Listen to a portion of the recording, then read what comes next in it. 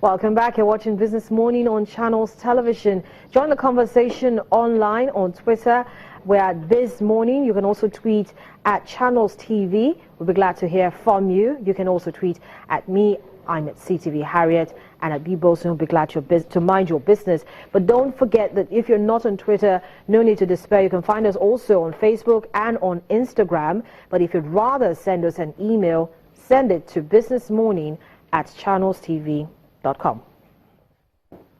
So we're turning our attention now to the Nigeria energy market and looking at some of the issues coming up, but particularly focusing on some of the oil and gas stocks we track for you here on the program. Channel's business news editor Bosun Omofaye joins me to talk about this. This is about the market side. Talk about the market side of things. But I think the big conversation out there is more about the electricity and the brickbat between NERC, it's a Friday. It's a Friday. So why don't we let's try to just take it nice and easy it up a bit. Ease into the weekend. I have no idea why you always like to have an electrified conversation. Because that's what everybody is talking about. Once you get started, we start getting all the tweets coming in and emails, and everybody gets supersonically charged, talking about electricity. But the recent move by the Regulatory Commission fining the Transmission Company of Nigeria is still in line with ensuring we have transparency and accountability, because I mean we're talking about ensuring that we ease out corruption whichever way it is. You have two government agencies there.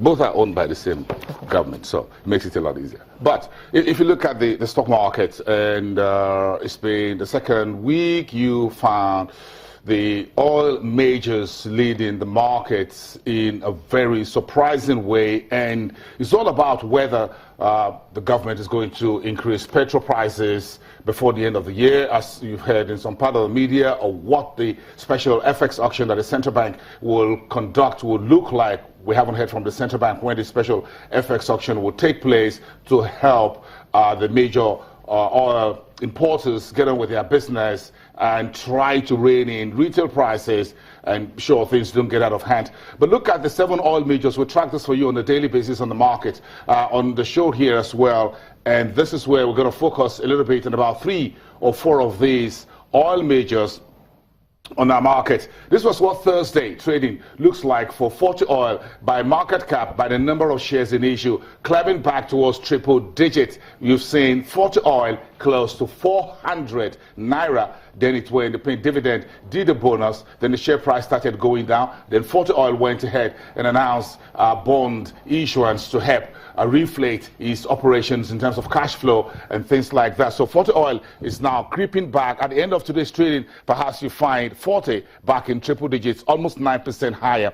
A green shoot on Thursday, 313,096 shares traded.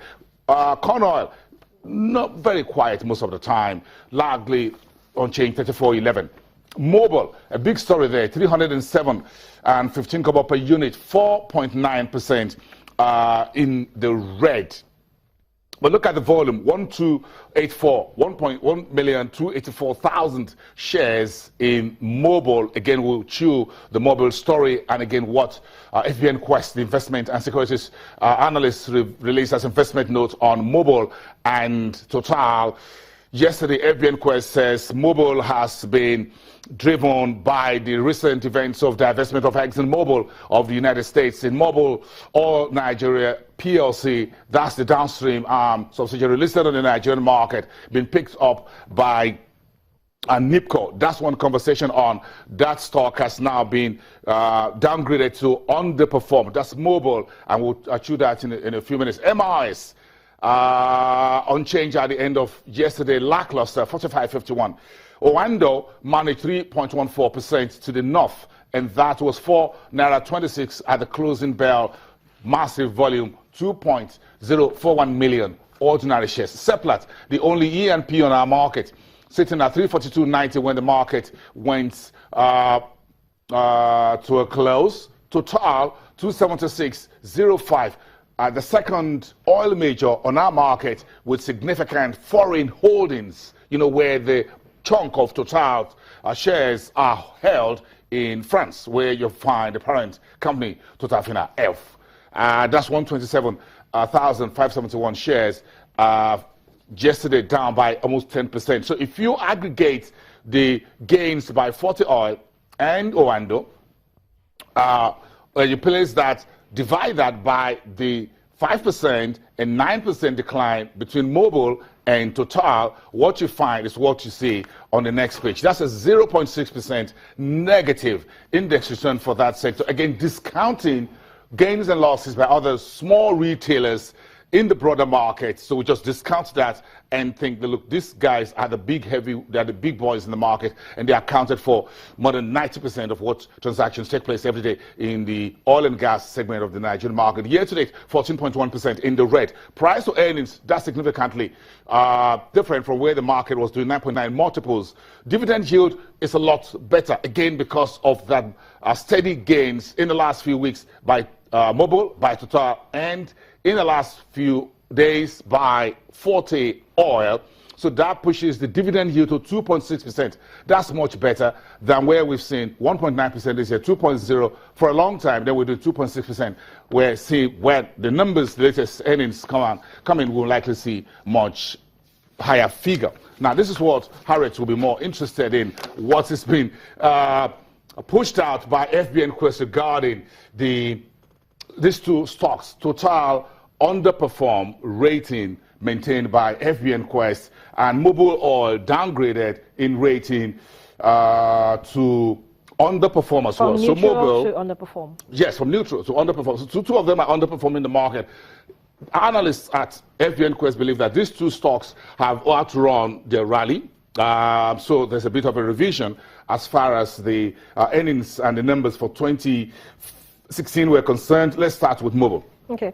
And this is what FBN Quest pushed out yesterday. Said the earnings, the third quarter earnings missed FBN Quest estimates by 41%, despite the stellar year-on-year earnings growth by Mobil Nigeria. So the earnings per share forecast for 2017 earnings period has been cut by 8% on average. So then there's a new price target, 193 naira 20 kobo, lower by average 1.5%. So what you may likely see as far as FBN Quest is concerned for Mobil is that the share price by 193.20 per share, and that means that's right now Mobil is trading 307.15, forecast 193. That's significantly different because FBN Quest thinks that rally in that stock is significantly out. Again, that has since been fueled, Harriet, by the NIPCOs picking up the 60%,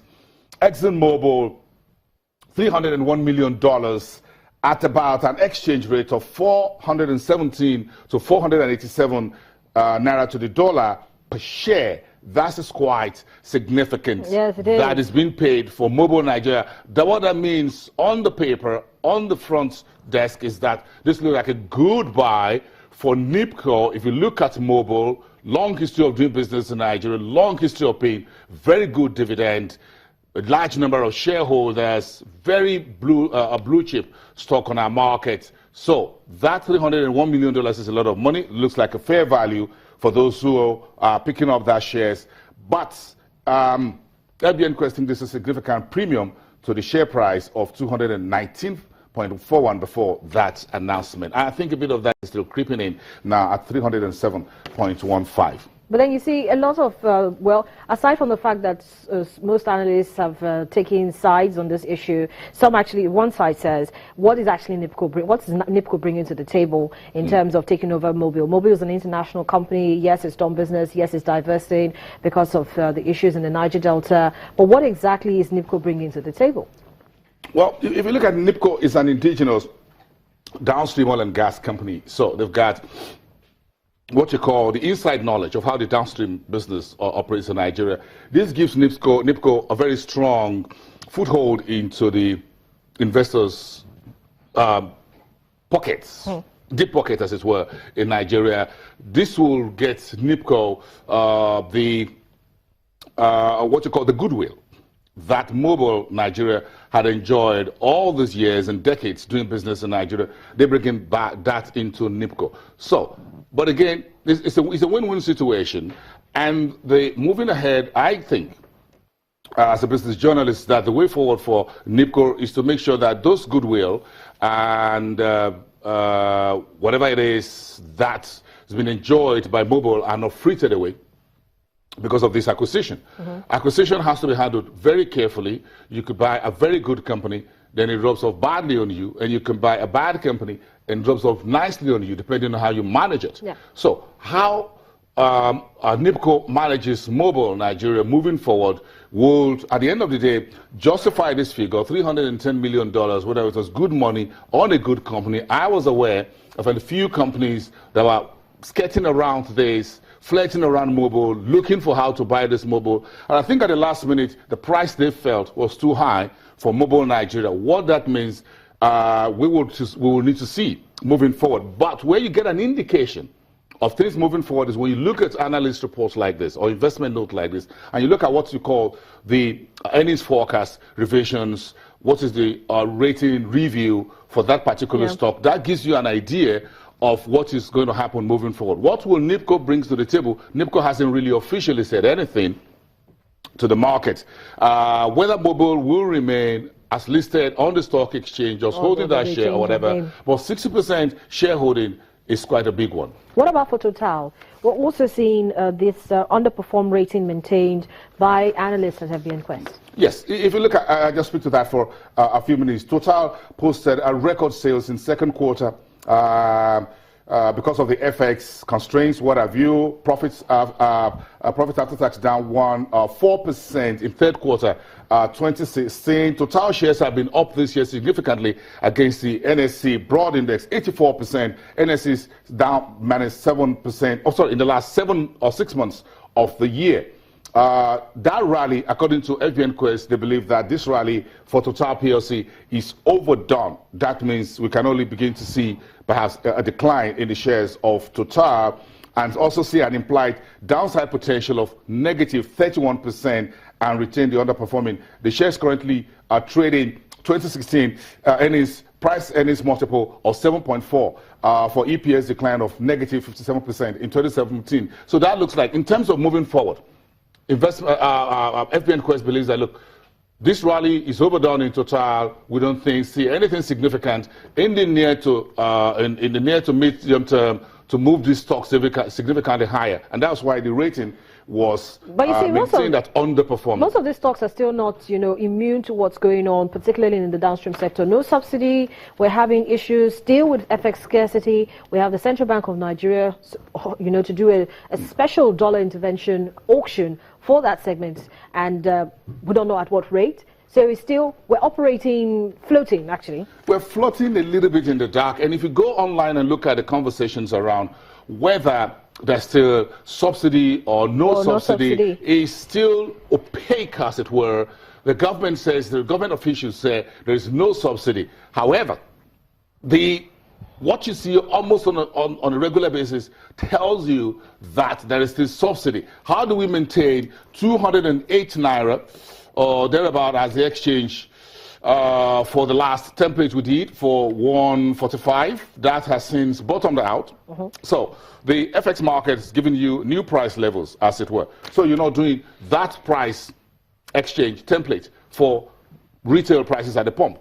What that tells you is that right now there's a subsidy going on, and the government is trying to balance things out as not to scare the people. And that is a very nice way Buhari's administration is going about this.